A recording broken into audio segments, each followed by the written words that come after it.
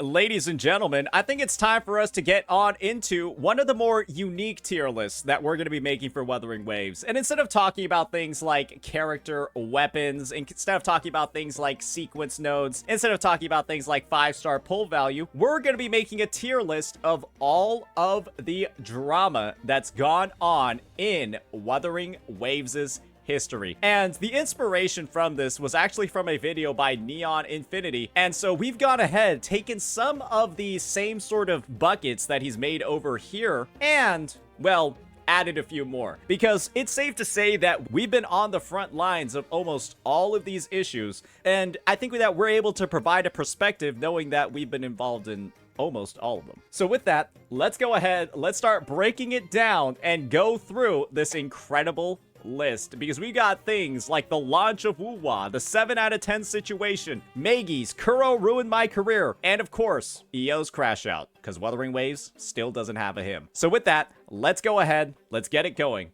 and let's start off with the first item on here. And this one is going to be the Mavuika Augusta comparisons. And this is going to be the categorization that this tier list is going to have. Red being like a dragon level threat, EOS. Orange is like community destroying. Yellow's kind of bad. Lighter yellow is, it's talked about, it's meta for a week or two, and then people move on. Light green, niche Twitter drama. And then the bottom tier over here is just like, okay, this is actually something people cared about. So with that, let's go ahead.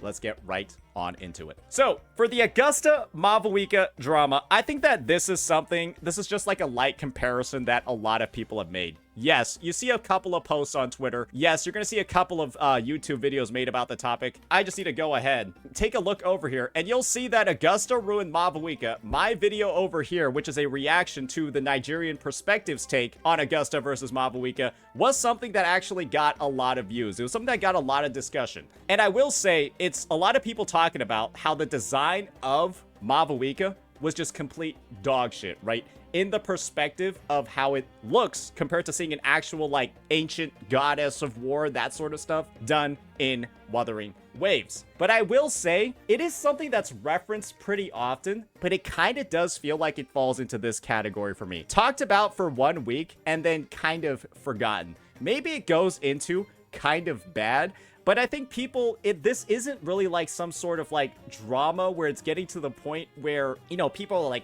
fighting over it. People are causing a bunch of issues. They're kind of just like, yeah, Mavuika looks like shit in comparison to Augusta, but everyone has been saying that Mavuika looks bad since she was drip marketed. Since she was teased, people were making fun of the fact that she's wearing like a BDSM suit and rides a motorcycle in the nation of war. This kind of just added onto further criticisms about Mavuika's design. And as a result, I don't really think it was something that like changed the narrative too much in comparison. So maybe I can be convinced that it goes up a tier, but I think this is where it's going to land for me.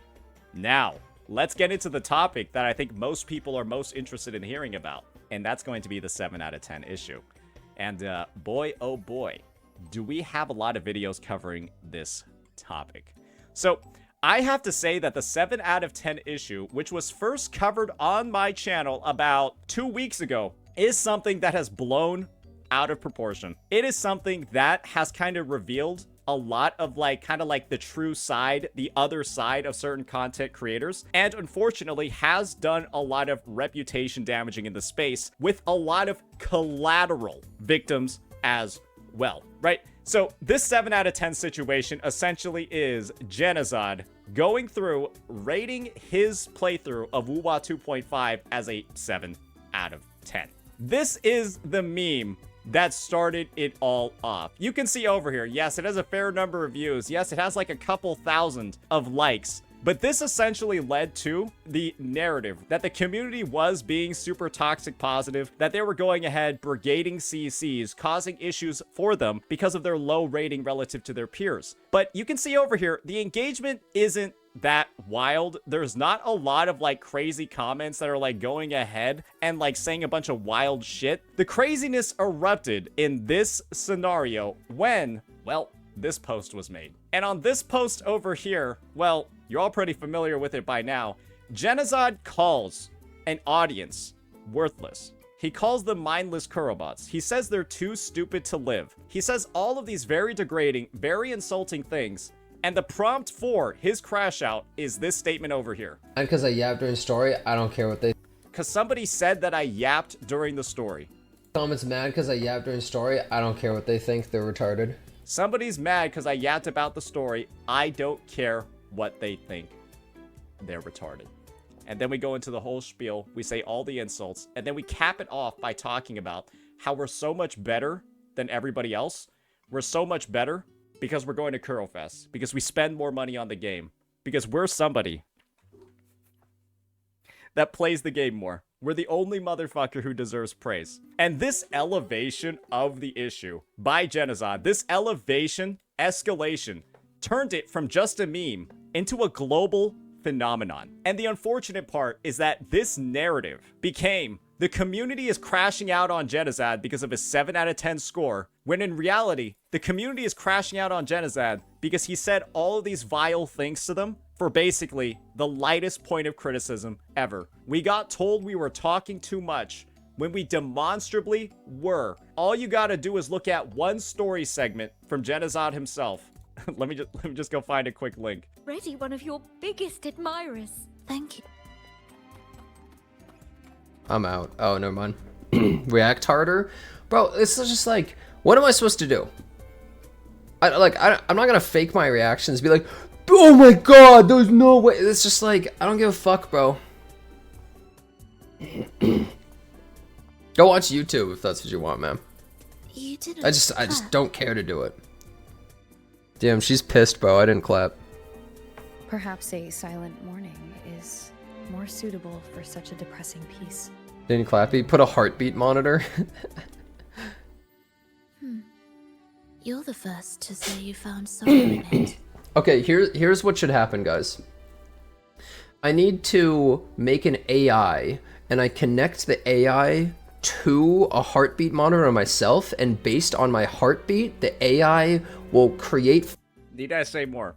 So, he received the point of criticism that he was yapping too much and saying too much random shit during the story when he could have been paying attention.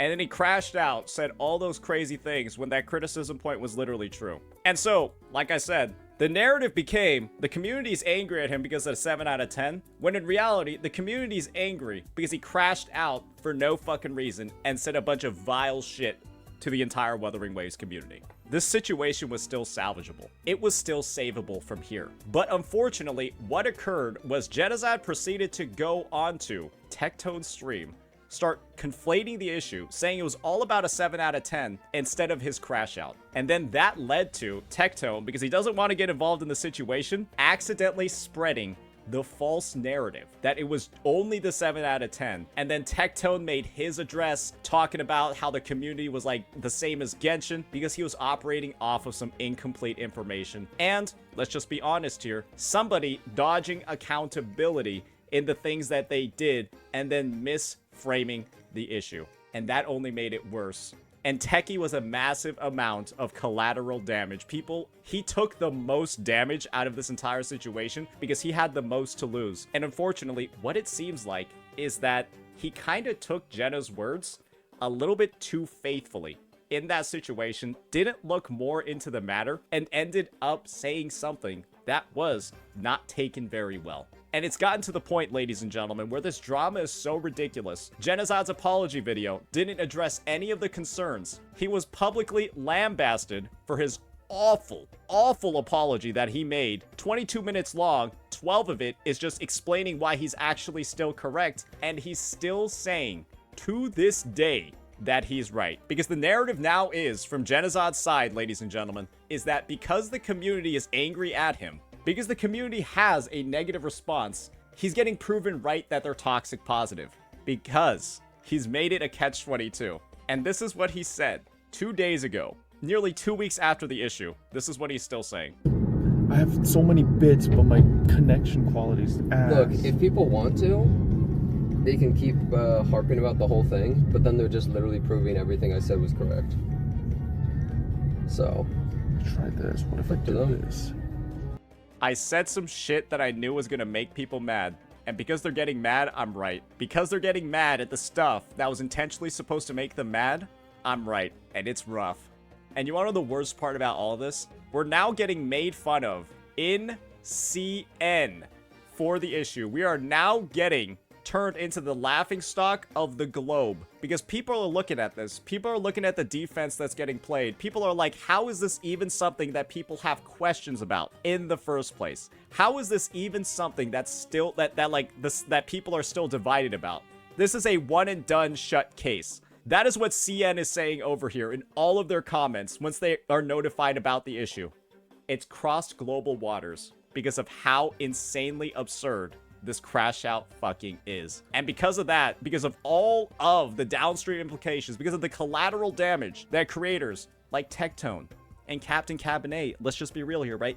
A lot of the people that were making some public statements that to the audience felt misinformed, they took some collateral damage for this one. And it's unfortunate that it was all done in defense of a guy who was telling his viewers to go re-roll IRL because they gave him 100% accurate critiques about what he was doing. And because of that, I'm going to put it on community destroying. I'm going to put it on community destroying. I don't think it's EOS caliber. I don't think it's something that was like dramatically causing a lot of issues and like was like putting the game at risk. But this has shifted the community significantly in terms of how they're going to view critiques in the future, about how they're going to view people using misinformed takes to defend in certain situations.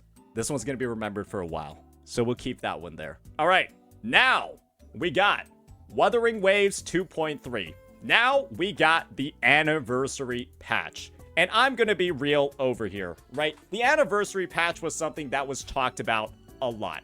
All you got to do is just look into, right? I look up the word anniversary, and there was quite a few clicks, quite a few views on videos talking about where the issues are and why the anniversary isn't very good, and just a lot of engagement overall when we're like clarifying rewards or talking about things that Kuro's done to make it better. And the thing is, I think after the entire dust has settled, you know, people actually go through the patch, they see the amounts of rewards that they're getting. You had things like the 10 banners running at once. There was a lot of astroturfing going on across this anniversary. I made a video talking about how there were Hoyo shills brigading the anniversary, and then we actually had a situation where the Reddit mods went ahead and confirmed that the astroturfing was happening. We have a video on it, though. I'm not exactly sure where it is. Let me go take a second to find it. All right, we were able to find the proof, and while we weren't able to find the video, we literally have the actual Reddit posts themselves. It has become extremely obvious that there are certain individuals and groups who come here specifically to fan the flames. We especially saw a spike in this during the anniversary issues. Even our subreddit analytics reported reported activity significantly out of the normal range and standard deviation. So Reddit went ahead and confirmed that the brigading was going on. But as the anniversary has happened, and as the fallout of it, right, actually getting a lot of pulls, actually having some meaningful things to do during the patch, and of course, the Chacona story quest, I think it falls in the kind of bad category, and it almost falls down to here after the release of Wuthering Waves 2.4. Because I don't think anybody really talks about how bad or lack of features the anniversary had, considering that this was immediately followed by the release of Septimon and the massive content that was in WuWa 2.4. But we'll just view it in isolation over here without factoring in the impact of 2.4. I think it falls into kind of bad, but definitely not at the levels up here, especially after we get the confirmation that half of the people complaining don't even play Wuthering Waves in the first place. So yeah,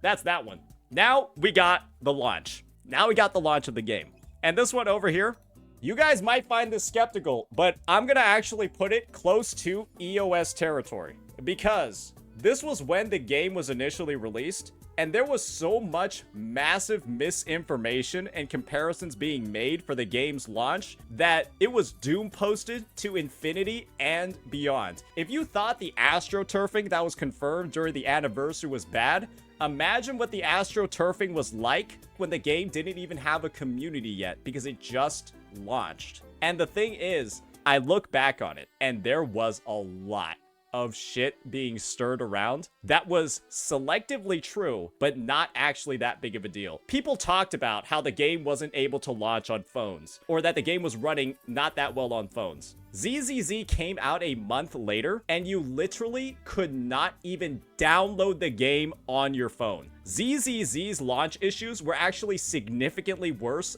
than Wuthering Waves', but nobody talked about ZZZ.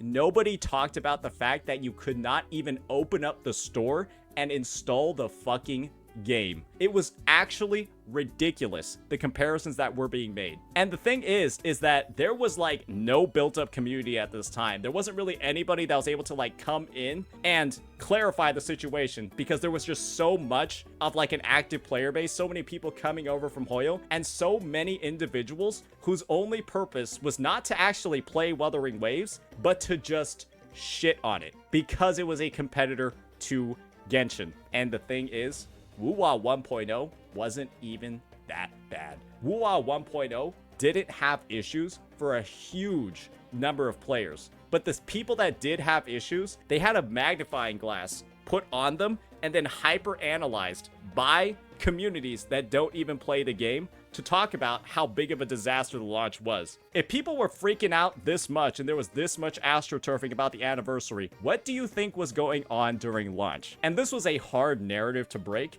and that's why I'm putting it close to EOS, because of how different the reactions were to ZZZ's launch compared to Wuthering Waves'. And it was absolutely insane, despite how similar the issues for both games actually were. And so yeah, that's why I'm gonna put it up there. All right, Onigiri.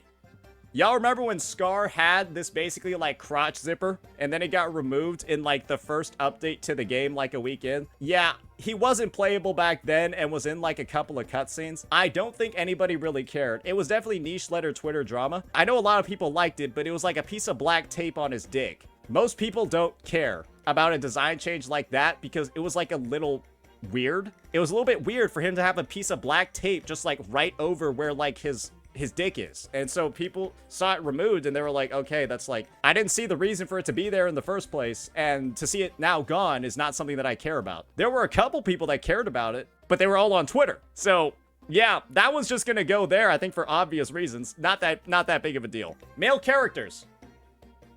Niche Twitter level drama. So despite what creators like Ryuku Sensei might say, it's not that big of a deal that there aren't like a massive amount of male characters. There are going to be some people, right? Some very vocal individuals that are going to say that the game's going to EOS and lose like half of its audience because they don't have enough dicks in the game, right? There are some people that are going to quit, like how there were some people that were going to quit when Phrolova would be like redeemed and not be like an evil character. But everyone kind of like looks at statements like that and they're like, okay, well, if you were gonna quit over something that small, then it wasn't that deep anyways, right? This is like going up to your work, right? Going up to your boss at work and then telling them, I'm going to quit if you don't get a new water cooler. The boss would probably just be like, really? Like that's the straw that's gonna break the camel's back. Is like, you're gonna quit unless we get a new water cooler for the office. They might do it, or they might just be like, the fact that you're willing to make an ultimatum about something this small is like not something that I particularly want to give that much airtime to. And that's kind of what this male character thing feels like. Because it would be nice, but it's also like, well, they're probably doing what makes the most money, and I don't think male characters sell that very often, and so they release fewer of them relative to characters that sell more. It's a business decision, and sure, you can complain about it, but it's also a fucking business decision, so it is what it is. That's why it's gonna go in niche letter Twitter drama. I will say that it's probably gonna be a little bit above the Onigiri though, so we'll keep that there for now. Now we got censoring. Censoring is gonna go into kind of bad. I think it's kind of bad from the perspective of the community did have a massive outcry, right, to the amount of censorship that was going on. And I think all you have to do is just take a look at my channel, look up the word Cartithia or Cantarella, and you could get into a lot of stuff that was going on. CN Hoyoshills sabotaged Cartithia. Yeah, so this video over here essentially broke down the history, the track record of like XJJ, like some covert fucking astroturfing Hoyoshill group that went ahead and were mass reporting Wuthering Waves 2.2 and Wuthering Waves 2.4 for the sole purpose of increasing the game's rating to 16 plus so that it wouldn't be eligible for like advertisers, stuff like that, because they were so offended that like designs like Cantarella and designs like Fleur de Lis were in the game. That's really ironic in retrospect when you consider the design of Lauma, who is now getting introduced in Genshin Impact. Let's just see what her drip marketing looks like, boys. All right, here we go. Y'all ready for Lauma's drip marketing?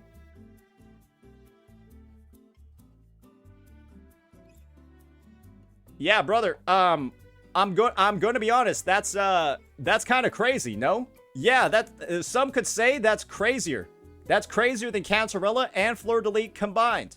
You also got a Escoffier as well. And that's the thing, right? People could see how unjust this is. And I think what this did was it rallied the community, right? Because there were clearly designs in other games that were perhaps equally as crazy as Cardathea, equally as crazy as Cantarella, and in some situations, even worse. And to see a game get mass brigaded, mass reported, I think was something that the community actually rallied around. And because the game got switched back to a 12 plus rating, because there were changes made to all of the models to, you know, clarify certain things, well, the end result was that we kind of just moved on from this drama really fast, and it wasn't that big of a deal at the end of the day. I think that it just resulted in some very minor adjustments being made to the game as a whole, but nothing too wide sweeping. But it's also prepped the community and let them know that yes, there is going to be some brigading that happens in the future, and it has had some lasting impacts, some lasting consequences. Now, there's always going to be a fear that the game is getting brigaded in CN in some way. But that also means that Kuro and everybody else, they're going to be a lot more well prepared for it in the future and know the right steps to take, probably in a faster way to, you know, get the issue resolved. So that's going to be that one. Now let's move on. We got censoring done. Now it's time for Ryuku Sensei and his complaints that Wuthering Waves is too bright, that it's not dark enough. Yeah, this is niche Twitter drama. Bro was essentially complaining that Rinasita is like too bright. And the thing is, he deletes like half of his tweets, and so the evidence is probably gone. But he kind of just spawned this narrative, right? That Kuro needs to go back to like the darkness of its closed beta test and would just post about it every single week. But the thing is that this really didn't go beyond Twitter. And while the narrative still gets repeated every single time there's a new region expansion, it's just so stale, it's not really worth talking about a lot. So we'll just move on to the next part as fast as we can. All right, now we got the Genshin Killer. So I think the thing with like the Genshin Killer is that it's inherently like related to the launch in that there was so much doom posting about the launch of the game because of the reputation of Genshin Killer that was created. And the thing is that Wuthering Waves had a large possibility of having the same fate as Tower of Fantasy in that relentlessly doom posted, not living up to like expectations, but also getting severely astroturfed by Hoyo Shills at the same time. And that arguably would not have happened if the game was not inherently linked to Genshin Impact and had to be exposed to one of the most toxic communities that exists in the gacha space. If that relationship wasn't there, then all of this doom posting and stuff during launch would just simply have never happened. And the censoring stuff, right? The Cantarella toe situation wouldn't have happened. And so I think it belongs here kind of like at the very top because you can view it as the root cause of so many of these issues. And many of the other things that we'll talk about as well will also be a result of this Genshin Killer label. So I'll just put it up here because it's kind of like an overarching sort of reasoning behind so many of the other dramas. And without that label, I feel like many of these dramas would not have even happened in the first place. So that's the context on that one. Now let's go ahead and get into comparing waves. Yeah, there's a lot of people that complain about the fact that Wuthering Waves is getting, that Genshin Impact, Hoyoverse games as a whole, they're getting compared to Genshin Impact. There are a lot of people that are a little bit upset that people keep pointing out the issues and the flaws in other games. And the thing is that this has like blown up occasionally recently. And the thing is that it actually got reignited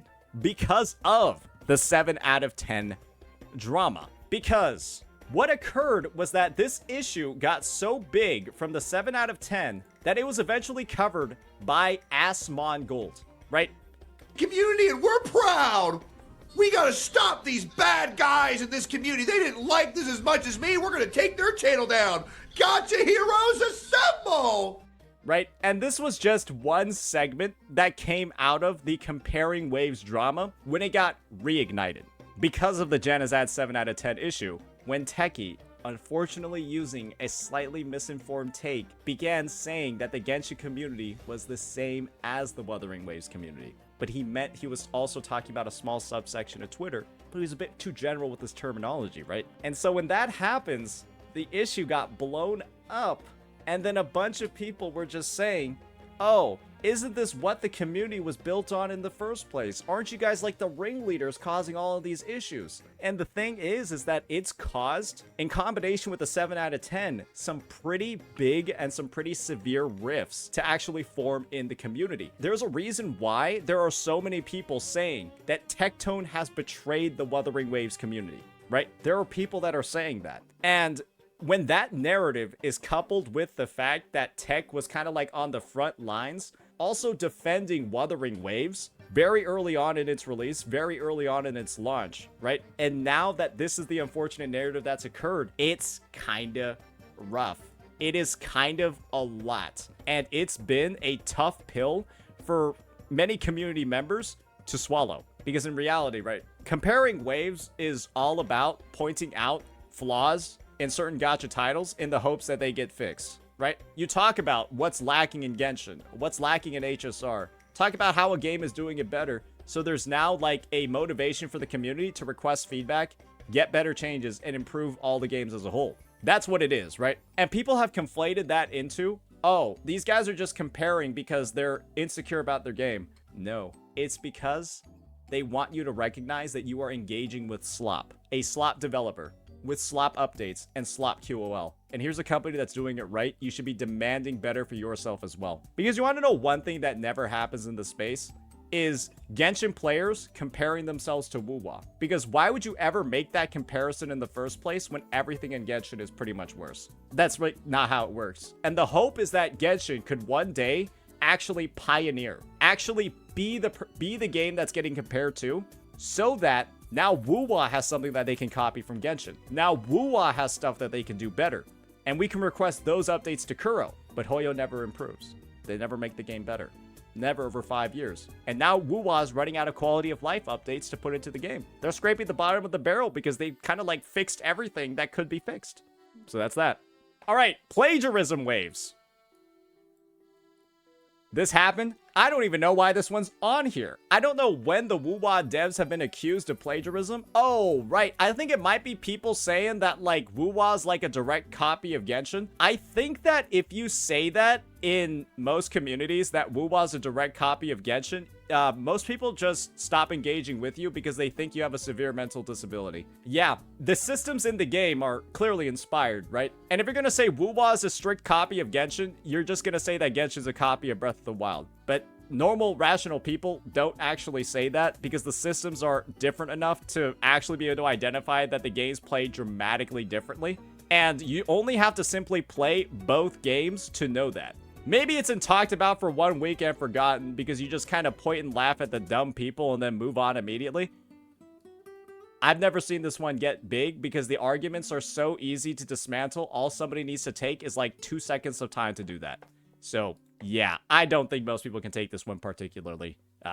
Everyone takes this one with a bit of a grain of salt. All right, now we got Gooning Waves. Everybody calling Wuthering Waves a Gooner game. Yeah, the release of Cantarella and her crazy tongue animation was definitely something. I think it goes hand in hand with the censoring in that it was kind of bad, the reputation that the game has kind of like built up as like a Gooner title because of the release of certain characters. But the thing is that the impact of this has lessened as time has gone on because, well, what leg do we have to stand on here calling it Goonering Waves? Yeah, I can just reuse this one. What leg do we have to stand on over here to call it Gooner Waves? Like, I don't think anyone can see this and then give this as a point of criticism to WuWa without being painted as an absolute dumb ass.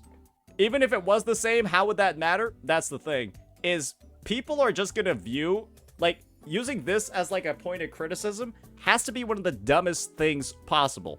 And I think most people understand that. However, Hoyo shills are irrational. And for the longest time, for about 3 to 4 months, they were using this as some sort of way to say that Wuthering Waves is a low quality game. Or that it's like getting desperate in its character designs. And when you see that, well, this is kind of just like the track record of pretty much all the games in the space, the criticism fell flat. But I think what it does is it kind of shows you how imbalanced and how impartial the gacha space is still, for so much drama to only be directed to WuWa, while all these other titles get off scot-free for their implementations.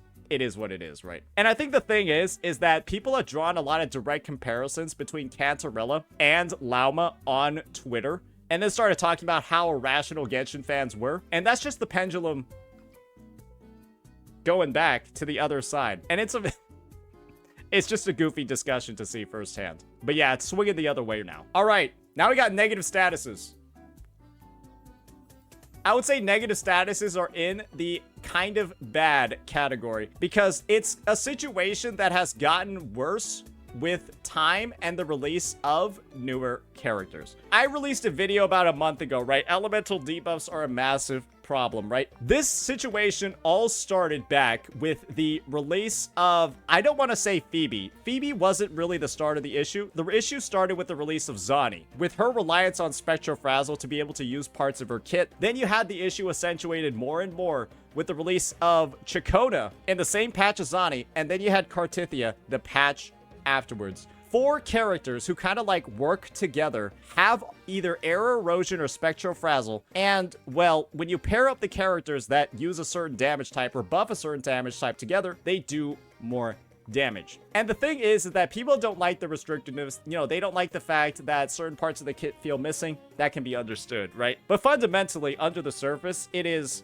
you'll have a best in slot sub DPS for a character. Each character has their best in slot, right? And I've had the point of view that having a best in slot buffer for a character isn't an issue because every character in the game has their best in slot buffer. Mortifi has Gion, Jinsei has Jeja or Cantarella, Phrolova has Cantarella, all these different things, right? Carlotta has Jeja. And the main issue is that there's not more affordable options for having access to these debuffs across the teams. And what I've said is, well, you gotta add debuffs. You gotta add elemental application, all of this stuff. You gotta add it to the newer units instead of making new ones. And I think the thing is that it's a little bit unfortunate that we haven't seen a lot of action by the developers, either addressing this by putting it into old unit kits, or the option I don't prefer, releasing new 4-stars that have it. And we kind of just been in kind of like this state of limbo, where people are upset, the solution doesn't really seem to be coming, and I feel like the next time that an elemental debuff related character comes out, this might get into community destroying.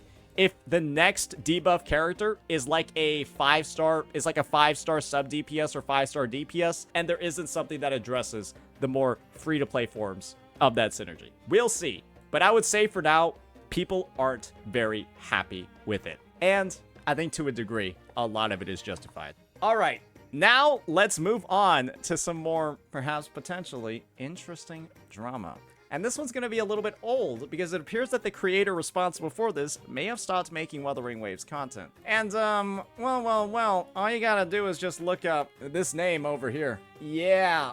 Maggie got into a bit of a situation back in the day where she went ahead and blamed Kuro Games. She blamed Kuro Games for ruining her career, when in actuality, what she did was break her NDA with the company by covering leaks on her live streams. And so they kicked her out of the program. She blamed Kuro for her mistake and then started kind of like a cascade of drama. And this was clearly, right, an amazing opportunity for me to go ahead and start talking about my misgivings with this creator, because she decided to, behind the scenes, talk so much shit about me, about my content, about my viewers, actively brigade me on the Wuthering Waves subreddit, brigade me in multiple Discord communities, because in a web tournament to win a prize for a video, she got second place to me. Yeah, Didn't even know her. I tried to actually collab with her. I reached out being extremely cordial, very nice. And she used that, turned it around, and then just kept talking shit about me behind my back for months. And so I made videos about her. I farmed the shit out of her. Because what better way to get revenge on somebody than speak your truth on the matter and then make hundreds of dollars while doing it? What better revenge is there than that? And so we made a bunch of videos covering the issue. A bunch of videos about how she's doom posting the game. A bunch of videos about how she got caught for lying. A bunch of videos about how she was talking a bunch of shit about me behind the scenes. Much like how she was doing for plenty of other situations as well. And the thing is, this issue kind of blew up. It got a lot of coverage. And, well, I guess the fallout was so bad that maybe she doesn't want to get involved in the space anymore. So I'll put it under community destroying, because it for sure destroyed hers. We're also bundling in here her theoretical calculations that require a literal machine to be able to perform. And she was using those as some sort of baseline to indicate that there was heavy amounts of power creep in the game. Yeah. And the thing is, there are a lot of people dragged into the situation as well. And you want to know one thing amazing that came out of this entire issue? Let me see if I can find it. We had Genozod, 7 out of 10 guy, literally, and this is a trigger warning. This is a piece of gold that came out of the situation. Remember 7 out of 10 guy? That. Okay. What are you fucking people not getting? He got this mad because they were discussing the intricate details of Maggie's NDA. This is a drama that 7 out of 10 guy, Clapped Walnut, was not involved in. And he got this upset. Who could find it surprising? Curlbots are a waste of breath, bro. Who could find it surprising that the same creator who crashed out over an issue they had no stake in would crash out again? So yeah, he got self-inserted into here, and we have this amazing clip of Genozod performing MMA on his furniture in defense for somebody who was literally breaking the law. I wonder why he doesn't like me. Anyways, let's keep moving. So yeah, I would say that one falls under community destroying for sure. You can naturally understand the implication over there. Now let's talk about Rover Glaze. I think that this one falls under talked about for 1 week and then forgotten. I think a lot of people have seen how the story in this game has progressed over time. And while yes, right, it was kind of like a bigger issue that people talked about a lot more, specifically during patches like version 1.3, I think that this whole sort of narrative has really quelled down a lot ever since version 2.1, or really 2.0. They saw the characterization, all of that, and they saw that, well, this glaze that's happening over here, it's not overdone. And the glaze that happened in the past, it made a little bit more sense considering the overarching story. And now that we're in version 2.5, I don't think that this is anything in particular. I would say this is the present state of it. This was the state of it before, when it was getting talked about a lot on Twitter. And a lot in just overall communities, because it was something that was discussed very, very, very frequently. But in a lot of ways, once the new version dropped, the discussion regarding it kind of just dissipated and went away. And so, yeah, that's that one. Some could say it's bigger. Maybe we'll just keep it here for now. But I do want to keep the categories a little bit more even for the classification. Now we got HP inflation. I think it's kind of bad. Wuthering Waves currently has around 114% HP inflation compared to the prior reset, and it's not good. But the thing is that the WuWa community as a whole is agreeing that it's not good. You don't have any shill brain dead CCs like ZZZ and all the other Hoyo games have, defending it tooth and nail and then just saying that you're dog shit at the game. There isn't a single WuWa creator that is looking at this dog shit reset and then telling you that it's your problem. So in a lot of ways, it kind of goes closer to the end, and it could be a little bit lower over here. Because drama occurs when there's disagreement. Drama occurs when there's like a big sort of like, you know, conflict that's occurring on. But everybody is unified in this situation that the reset is bad. And more drama would actually occur if there were some dumbasses defending it, like you see in ZZZ. But in this situation, guys, there's not. And if there are people defending it, they're actually like no names. They're one guys. They're not taken very seriously. And so I could very easily see this going into talked about for 1 week and then forgotten once Kuro fixes it. But if Kuro doesn't fix it, I think it might get promoted up here into kind of bad. And then if it keeps going, it'll get promoted into community destroying. But this is the first real bad iteration that we've had. And so a lot of people are kind of in like the wait and see stage right now. All right, now we got the Phrolova drama. This is talked about in 1 week and then forgotten, right? There were some people, some CCs, that kind of were a little bit dramatic about whether or not they would quit or keep playing Wuthering Waves based off of Phrolova and her characterization. Some people saying that they're gonna quit if she doesn't stay evil. And the thing is, yeah, I kind of just said, they're kind of right overall about like it not being thematic or it kind of sucking. It kind of sucking if they go ahead and, you know, kind of bastardize her characterization like that. But it's not really worth quitting the game over, right? And fortunately enough, I think what this video of mine did was actually drive a lot of potential hype over to the playthrough of 2.5 by Marco de Meatball, where people are now watching his stream with the interest of finding out whether or not he's gonna quit the game. And of course, actually see him play the story, right? So I think this is kind of like an all's well that ends well sort of situation. He played the story, he really liked it, he's still playing the game, and yeah, I think everyone just kind of moved on from there, right? I think everyone just kind of like moved on after that one.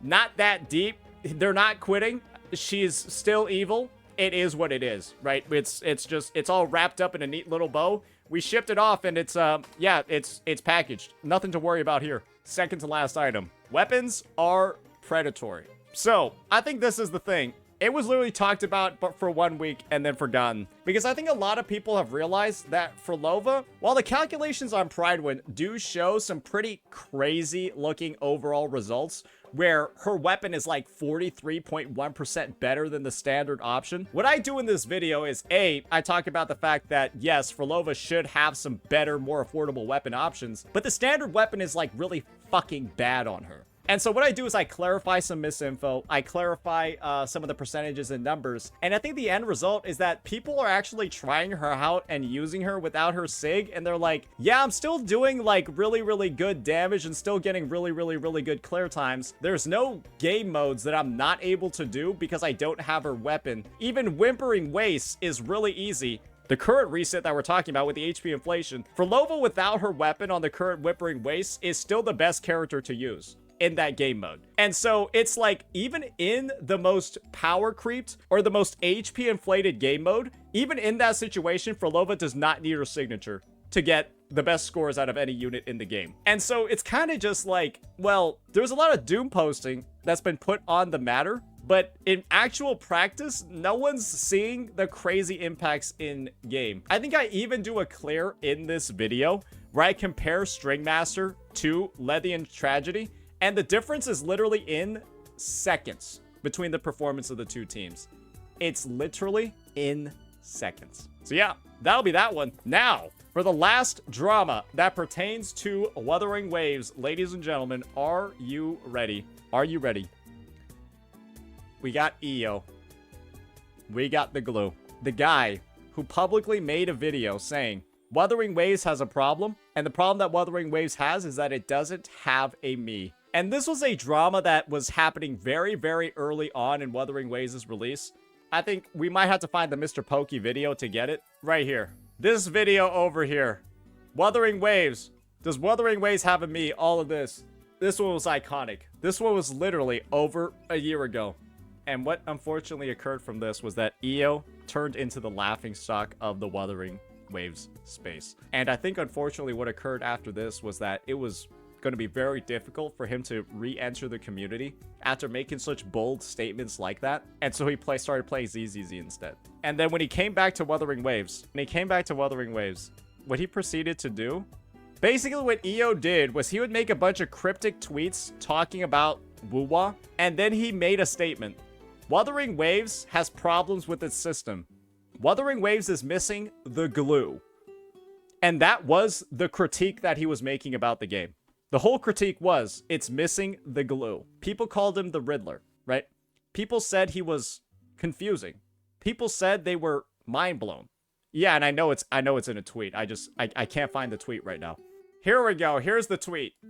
WuWa is missing the glue to the system. Top 3 most important to the game's problems. Bro was saying shit like this, and that's why the word glue is now a meme in the community. That's why I have channels on my Discord called Glue, and that's where people post like clips and like evidence when it comes to like certain situations going on in the space. Because what the fuck does this even mean, bro? Who reads this and then like has some sort of conclusion after it? You read this sentence trying to get a question answered, and you only leave with more questions after reading this. So naturally, that's a bit of an issue. That's a bit of a concern. And then EO also, you know, kind of blew up the drama even more following the fallout with the WuWa community. And then even in ZZZ, right? You want like massive ego? I'm gonna give it to you. There's a complete difference. I don't think about a lot of things pertaining to I'm him or not. I just know I'm better than you. And that's okay. That's why you're here and I'm not wherever the fuck you are. I'm just better. It's cool. You're at 100 CCV. So it kept going. And the thing is just like, the end result is it kind of does a lot of damage to your perception as a creator. And I know that this was supposed to be WuWa related drama. And I know we ended up in ZZZ following that, but it started in WuWa and it still keeps going. So yeah, it's, as you can tell, this entire situation's a little messy. So yeah, that'll be our full coverage. That'll be our breakdown of all the dramas that have occurred in Wuthering Waves' history. And I know I might have missed a couple of them, perhaps like some smaller ones that have come up, but these are kind of like the line items that come to mind. And I think that we've done a pretty fair, pretty faithful representation. And the thing is, this happened category, it's kind of empty over here. Because if that was the case, if that was actually the response, then that was just drama that you weren't even talking about in the first place, right? And so naturally, it wouldn't even be on this list. So yeah, let me know, ladies and gentlemen, what you all thought about my rankings. Am I missing any glue? Is there context that I've left out? And are my ratings accurate? Do let me know. Peace out.